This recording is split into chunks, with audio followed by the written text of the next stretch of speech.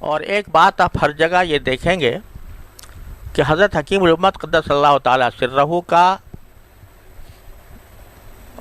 معاملہ یہ ہے کہ وہ ہمیشہ جو شخص ان سے رجوع کرتا ہے تو اس کو تسلی کا راستہ اختیار کرتے ہیں، امید دلاتے ہیں، مایوسی سے بچاتے ہیں، اور جہاں ضرورت ہوتی ہے تو حضرت کے یہاں تو سختی بھی ہوتی تھی، لیکن جس شخص کے بارے میں یہ پتہ ہو کہ یہ راستے پر چل پڑا ہے، اب اس کے ساتھ جو حالات پیش آتے ہیں ان حالات کو کے اندر حتی الامکان حضرت اس کے لیے تسلی کا کوئی راستہ پیدا فرماتے ہیں اور وہ چیزیں بیان کرتے ہیں کہ جس میں اس کو امید پیدا ہو، مایوسی نہ ہو۔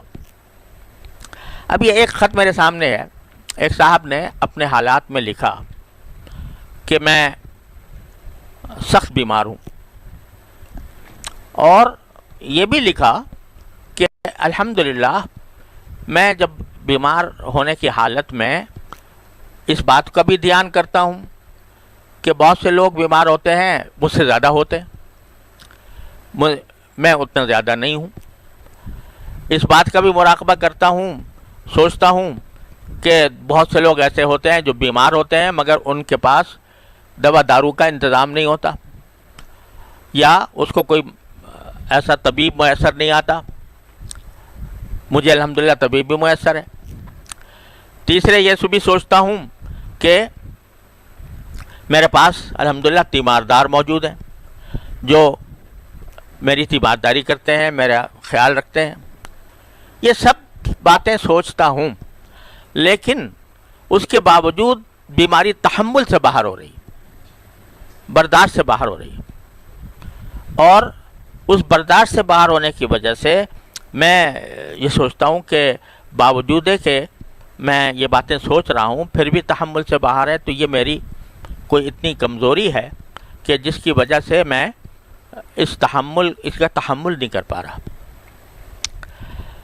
تو حضرت والا نے ان کو جو جواب دیا وہ ایک طرف تو یہ فرمایا کہ جب انہوں نے کہا کہ میں اس بات کا تصور کرتا ہوں کہ بہت سے لوگ مجھ سے زیادہ تکلیف میں ہیں، مجھے اتنی نہیں ہے، تو آپ نے اس کے اوپر خط کھینچ کے اس پر لکھا کہ یہ تو آپ کا پہلا مراقبہ ہوا جو بہت مفید مراقبہ ہے۔ جب انہوں نے لکھا کہ میں یہ سوچتا ہوں کہ بہت سے لوگوں کو دوا دارو کا بھی انتظام نہیں ہوتا، طبیبوں کا بھی انتظام نہیں ہوتا، مجھے الحمدللہ یہ اطمینان حاصل ہے، تو آپ نے اس پر لکھا کہ یہ دوسرا مراقبہ ہوا۔ اور جب یہ لکھا کہ بہت سے ایسے ہوتے ہیں جن کا کوئی تیماردار نہیں ہوتا، تو یہ تیسرا مراقبہ ہوا۔ تین مراقبے جب آپ کو حاصل ہیں الحمدللہ، تو اب جو یہ بات آپ کہہ رہے ہیں کہ میرے تحمل سے باہر ہو رہا ہے، تو یہ تحمل سے باہر ہونا غیر اختیاری ہے۔ جب یہ مراقبات موجود ہیں، یعنی جو نعمتیں میسر ہیں ان کا استحضار ہے، اور یہ خیال ہے کہ اس سے بھی زیادہ لوگوں کو تکلیفیں پیش آتی ہیں، اور ساتھ میں یہ بھی استحضار ہے کہ اللہ تبارک و تعالیٰ نے مجھے دوسروں سے کچھ بہتر ہی حالت میں رکھا ہوا ہے، تو یہ آپ نبی کریم صلی اللہ علیہ وسلم کے اس ارشاد پر عمل کر رہے ہیں کہ جب آدمی دنیا میں دوسروں کو دیکھے تو اپنے سے کمتر لوگوں کو دیکھے، تاکہ جو نعمت حاصل ہے اس کے اوپر شکر ادا ہو۔ اگر ہمیشہ اپنے سے بہتر حالت کے لوگوں کو دیکھے گا تو ناشکری میں مبتلا ہوگا۔ حضرت عون ابن محمد رحمۃ اللہ علیہ ایک مشہور بزرگ ہیں، وہ یہ فرماتے ہیں کہ میں ایک زمانے میں بڑے بڑے امیروں کے ساتھ بیٹھتا تھا، دولت مند لوگوں کے ساتھ، تو مجھ سے زیادہ غمگین کوئی شخص نہیں تھا، کیونکہ جہاں جاتا ہوں تو دیکھتا ہوں اس کا گھر میرے گھر سے اچھا ہے، اس کی گاڑی میں اس کی سواری میری سواری سے اچھی ہے، اس کے کپڑے میرے کپڑوں سے اچھے ہیں۔ نتیجہ یہ کہ میں اس غم میں رہتا تھا کہ ابھی دوسروں کو تو یہ نعمتیں حاصل ہیں اور میں ان سے محروم ہوں، غم میں رہتا تھا۔ لیکن بعد میں نے غریب لوگوں کے ساتھ صحبت اختیار کی، غریبوں کی صحبت میں جا کر مجھے راحت مل گئی. راحت یہ مل گئی کہ الحمدللہ مجھے معلوم ہوتا ہے کہ میرا گھر دوسرے کے گھر سے اچھا ہے، میرا لباس دوسرے کے لباس سے اچھا ہے، میری سواری دوسرے کے سواری سے بہتر ہے. تو بس مجھے راحت مل گئی. جب میں نے نبی کریم سرور عالم صلی اللہ علیہ وسلم کے اس ارشاد پر عمل کیا کہ اپنے سے نیچے آدمیوں کو دیکھا کرو تاکہ تمہیں اپنی حاصل شدہ نعمتوں پر شکر کی توفیق ہو، تو مجھے راحت مل گئی. تو جب یہ تمہیں 3 مراقبے، یہ 3 باتوں کا استعدار حاصل ہے، تو جو نبی کریم صلی اللہ علیہ وسلم کی تعلیم ہے اس پر عمل کر لیا. لہذا یہ جو مراقبے آپ نے کیے ہیں، یعنی یہ مراقبے سے مراد یہ کہ اس بات کو سوچنا، اس کا دھیان کرنا، کہ دھیان اس بات کو کیا تو یہ نعمت حاصل ہو گئی، یہ جو مقصود ہے وہ حاصل ہو گیا الحمدللہ. بعض اوقات اللہ تعالیٰ اپنے محبوب بندوں کو تکلیف میں مبتلا فرماتے ہیں، اور وہ تکلیف پر جب اگر راضی ہو جائے، یعنی عقلاً راضی ہو جائے، تو پھر اللہ تعالیٰ بھی اس سے راضی ہوتے ہیں. وہ محبوبیت کی علامت ہوتی ہے. کسی نے کہا ہے کہ ماں پروریم دشمن و مامی کشیم دوست، ماں پروریم دشمن و مامی کشیم دوست، کسرا چچرا و چونہ رسد در قضائے ماں. باری تعالیٰ کی طرف سے کہہ رہے ہیں کہ بعض اوقات ہم دشمن کو پالتے ہیں، دشمن کو پالتے ہیں اور دوست کو قتل کر دیتے ہیں. کسی کو ہمارے فیصلے کے اندر چون و چرا کرنے کی گنجائش نہیں ہے. ماں پروریم دشمن و مامی کشیم دوست. تو بعض اوقات محبوبوں کو قتل کروا دیا جاتا ہے، آروں سے چروا دیا گیا. انبیاء کرام علیہ السلام کو، حضرت زکریا علیہ السلام کو آروں سے چروا دیا گیا. کیوں؟ محبوب تھے. تو محبوب جو ہے وہ ہمارے حضرت محکیم الامت قدس اللہ تعالیٰ سرہ نے اس کی کچھ ایسی تمثیل دی ہے کہ اگر ایک شخص ہے وہ کسی سے محبت کرتا ہے، اور وہ جس سے محبت کرتا ہے وہ محبوب آ کر زور سے اس کو اس طرح دبائے کہ پسلیاں ٹوٹنے لگیں، تو اس کو مزہ آئے گا یا وہ چیخ پکار کرے گا؟ اس کو اس میں ہی لذت محسوس ہوگی. تو محبوب جو ہوتا ہے وہ بعض اوقات اس کو تھوڑی سی تکلیف پہنچانا، یہ بھی اللہ تعالیٰ کی اداؤں میں سے ایک ادا ہے. اداؤں میں سے ایک ادا ہے کہ ماں پروریم دشمن و مامی کشیم دوست. تو وہ کسی محبوب کو، اپنے محبوب کو تکلیف میں مبتلا کر دیتے ہیں. تو یہ نہ سمجھنا چاہیے کہ میں مردود ہو گیا، بلکہ اگر اللہ نے توفیق دے دی ہے اپنی طرف رجوع کرنے کی تو انشاءاللہ وہ تکلیف تمہارے لیے باعث اجر بنے گی، گناہوں کی معافی کا ذریعہ بنے گی. اللہ. تیسری حدیث روایت کی کہ رسول کریم صلی اللہ علیہ وسلم نے ارشاد فرمایا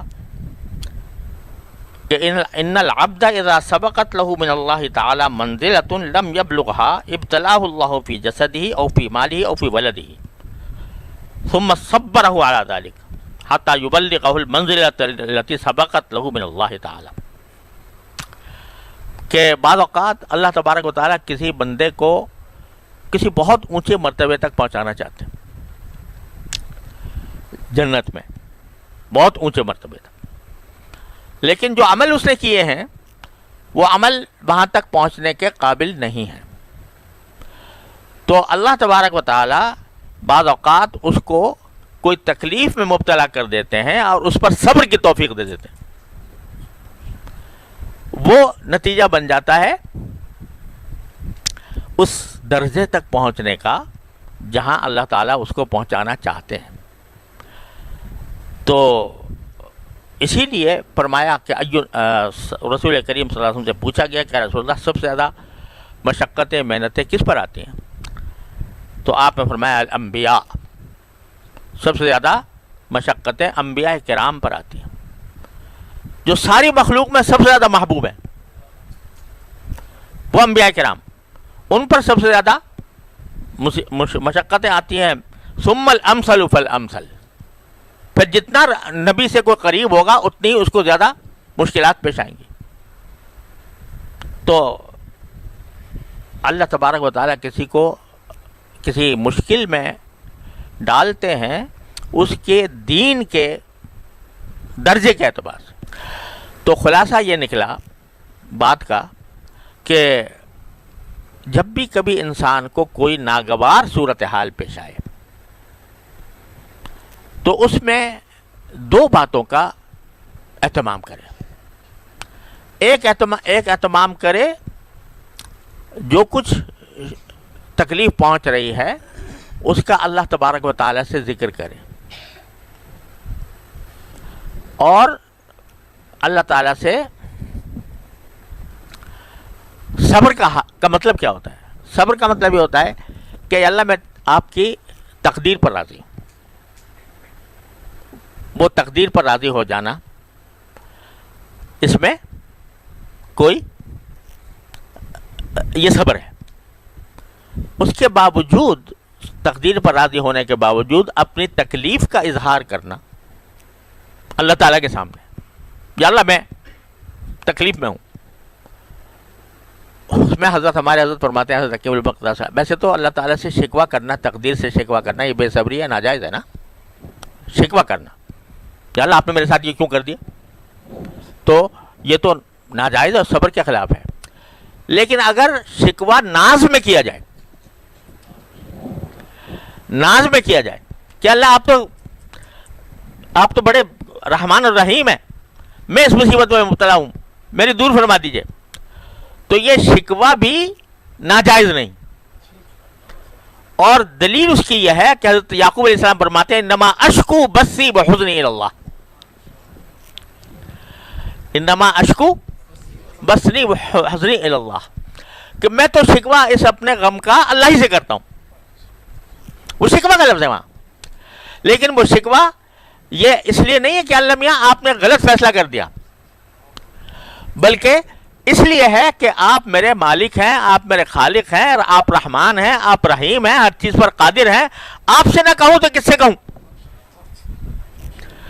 آپ کی بارگاہ میں اپنی اس تکلیف کا تذکرہ نہ کروں تو کس سے کروں؟ اس معنی میں اگر شکوہ بھی ہو تو وہ بھی جائز ہے، سمجھے نا. یعنی شکوہ ناز والا، نہ کہ وہ شکوہ جو کسی کی تقدیر پر اعتراض والا ہو. اعتراض والا شکوہ تو بہت خطرناک ہے، اللہ تعالیٰ اس سے بچائے. اعتراض والا کہ آپ نے کیوں کر دیا یہ میرے ساتھ معاملہ. لیکن ناز والا شکوہ جس کے معنی یہ ہے کہ میں جو کچھ تکلیف ہوگی اور کس سے کہوں گا آپ کے سوا؟ کوئی اور در ہے جو جا کے کھٹکھٹاؤں؟ کسی اور سے جا کے مانگوں؟ اس لیے آپ سے ہی میں اپنے اس تکلیف کا ذکر کر رہا ہوں. تو انما اشکو بثی وحزنی الی اللہ اس میں داخل ہے. تو اللہ تبارک و تعالیٰ جب بھی کسی ناگوار کوئی صورتحال پیش آئے تو یہ سارے مراقبے کرے کہ بہت سے لوگ جو ہے مجھ سے زیادہ تکلیف ہے. کوئی آدمی